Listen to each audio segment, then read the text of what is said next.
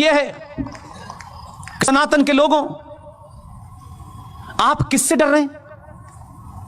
हम 800 साल से मुसलमानों की हुकूमत थी। हम यहां से जाएंगे तो ताजमहल ले जाएंगे, हम कुतुब मीनार ले जाएंगे। ऐसी ख्वाहिश रखने वालों से पूछते मूर्खों, जो बात अभी सिंह साहब ने कही, उन जाहिलों से पूछो तुम्हारे बाप दादा कितने कमजोर थे यार, जो तलवार और जजिया देने की वजह से जिन्होंने मजहब धर्म छोड़ करके मजहब अख्तियार कर लिया। हमारे बाप दादे तो उस वक्त भी बहादुर थे और आज भी हम बहादुर हैं। तुम हमें डराओगे? तुम किसको डरा रहे हो यार? हम जब नहीं डरे तो अब डराओगे हमको? अरे हमारा तो एक ही गया है, तब तुम्हारी स्थिति ये हो गई है।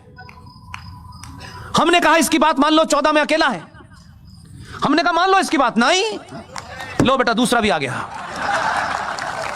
बहुत समझाया, भैया आराम से रहो, आराम से। ये तुम्हारे लिए सब्सिडी हमसे ले रहा है। जो तुम्हारे भाई बहन हैं जिन्हें तुमने जाहिल और गरीब बना के रखा है, वो इस देश के हिंदुओं के पैसे से कमाई सब्सिडी से उनको गैस भी मिलती है, चूल्हा भी मिलता है। देते वक्त उसने ये नहीं देखा कि किसका बर्तन ताम चीनी का है और किसका तांबे का है, ये नहीं देखा उसने। तुम उसकी जात पे शक करते हो। ऊपर वाला देख रहा है, लाइन से भेज रहा है। उसको मालूम है कि इस्लाम के मानने वाले पूरी दुनिया में जलील हो रहे हैं और उस अल्लाह को भी जलील कर रहे हैं, इसलिए धीरे धीरे भेज रहा है। एक से दिल नहीं भरा, उसने यूपी में भी भेज दिया। इस बात का घमंड मत रखो, उसकी लाठी दिखती नहीं है, कमर टूट जाती है। बहुत उत्पात मचाते हो और बार बार कहते हो हम देश तोड़ देंगे। ऐसी तोड़ी है इस बार के चिल्ला के कह रहे माफ कर दे मेरे मौला। चिल्ला रहे हैं यूपी के चीफ मिनिस्टर के सामने, मारे माफ कर, एक बार माफ कर दो। 3-3 लाख का बिल भेजा है, घर पे बस जलाते हुए पकड़े गए थे, पैसा पैसा भरो। इसलिए मैंने कहा 1000 साल पुराने हमारी कमजोरी, हमारी शराफत को चौराहे पे मजाक मत बनाओ। बार बार मत जगाओ कि 800 साल मुसलमानों ने हमारे ऊपर खून किया है। यह सनातनी के अगर कान में चला गया और उसको समझ आ गया कि 800 साल बार बार यह आदमी बताता है कि हमारे गुलाम रहे हैं, हिंदुओं की औरतें हमारे हरम का हिस्सा थीं और हिंदू मर्द तो हमारा सिर्फ नौकर था और हमारी गंदगी साफ करता था, यह सनातनियों की समझ में आ गया तो एक तो अभी कानून से लिया है, पूरे 30,000 वापस लेंगे, ध्यान रखना। अभी सिलसिला शुरू हुआ है, हमने तो फिर भी कोर्ट के माध्यम से शुरू किया है। जिस दिन पागल हो गए हम तो मथुरा भी आएगा और काशी भी आएगी और 30,000 आएंगे और फिर बताएंगे कि तुमने इस देश में एक भी मस्जिद अपने हाथ से नहीं बनाई, तुमने हर मंदिर तोड़ा और उसके ऊपर गुम्मद बना दी, तुमने कुछ नहीं बनाया। अगर तुम्हारा इस्लामिक आर्किटेक्चर नाम का कोई फ्रॉड था तो भाई मुझे बताइए सऊदी अरब में कितने ताजमहल बने हैं, कितनी कुतुब मीनार बनी हैं? झूठे मक्कारों, किसी के मकान पे कब्जा करके नेम प्लेट लगाने से तुम्हारा मकान नहीं हो जाता। अगर इतना ही आर्किटेक्चर था तो कुछ दिखाई देता ना हमें। तुम जिन जगहों का हवाला देते हो, ईरान 77 से पहले क्या था, तुमने क्या बना दिया? और तुम्हारी तो ख्वाहिशात भी बड़ी अजीब और गरीब हैं। तुम इस देश से यहूदियों को समाप्त करना चाहते हो, वो शैतान है तुम्हारी निगाह में। काफिरों को खत्म करना चाहते हो, वो भी शैतान है तुम्हारी निगाह में।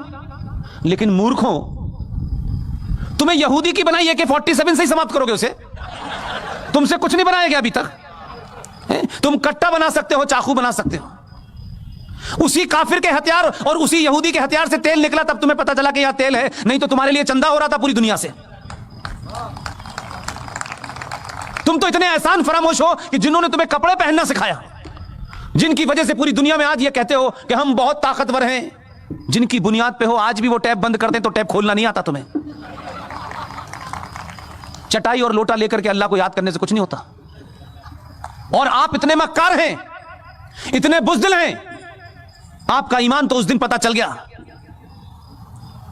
कि आप रहते हिंदुस्तान में हैं, लेकिन आपका दिल धड़कता है फलस्तीन के मुसलमान के लिए, जिससे आपका कोई रिश्ता नहीं है। लेकिन अगर फलस्तीन के मुसलमान के लिए भारत की सरकारों पे दबाव बनाया जाए कि साहब फलस्तीन के हकों की, उनके मानव अधिकारों का हनन हो रहा है, तो हम इजराइल से संबंध नहीं रखना चाहिए। आपने भारत की बौनी सरकारों को सामने दबा दिया होगा, डरा दिया होगा, या भारत की सरकार इजराइल के साथ संबंध न रखे क्योंकि आपको तकलीफ होती है कि वहां जो आतंकवादी हैं, जो हमास है, जो इजराइल के लोगों से लड़ती है। आप मुझे बताइए, आपकी सारी ईमानदारी, आपकी ताकत कहां चली गई जब इसी मुल्क के बॉर्डर से लगता हुआ एक मुल्क है चीन, उसने कहा दाढ़ी आधी, पजामा नीचे, अजान बंद, मस्जिद खत्म, रोजा आधा, और मोहम्मद का नाम रखा तो ऊपर। कितने मक्कार मुसलमान हैं, ये जोकर नहीं जाता कभी। ये कहे हिंदुस्तान में खड़े होकर के कि ईरान के अंदर, चाइना के अंदर मुसलमानों के साथ बड़ी नाइंसाफी हो रही है, यहां से कहोगे यहीं से उठवा लेगा वो। एक लफ्ज नहीं बोले। हम जैसे शरीफ लोग जो बार बार आपकी बातों में आ जाते थे, आप कभी हमें कव्वाली सुनाते हो, कभी आप हमें गजल सुनाते हो, हम तारीफ कर देते हैं तो आपको लगता है कि हम पागल हैं। हमें भी पता है आप क्या कह रहे हैं। वो एक है उत्तर प्रदेश में, सॉरी मध्य प्रदेश में, बहुत पुराना है, धूप में ज्यादा रहा है तो रंग ज्यादा गोरा हो गया उसका। बात बात में शेर बताता है, ये किराएदार हैं, हम मकान मालिक हैं, यानी क्या क्या शेर पड़ता है वो। रोज हमको बताता है हमारे बाप का मुल्क नहीं है, तुम्हारे बाप का मुल्क नहीं है। यानी किस किस के बाप का मुल्क है? तुम्हारा बाप कौन है पहले तो ये बताओ। अरे अपने बाप का तो चयन कर लो, इस मुल्क के बाप का बताओ। हमको पता है हमारा बाप कौन है, और गलतफहमी ना रहे। हमने नहीं कहा था कि भाई गांधी जी को हमारा बाप बनाओ, किसी ने बना दिया, हमने मान लिया। हम आज भी नहीं मानते। वो एक लीडर थे, बस इतना ही बर है, ये हमारे ऊपर थोप दिया गया। वो भी क्या क्या बातें कहता है। आपको जवाब देना आना चाहिए। ये जो ताकतें हैं जिन्होंने इस देश में हिंदू मुस्लिम भाईचारे की आड़ में इस देश को मुसलमानों ने खोखला कर दिया,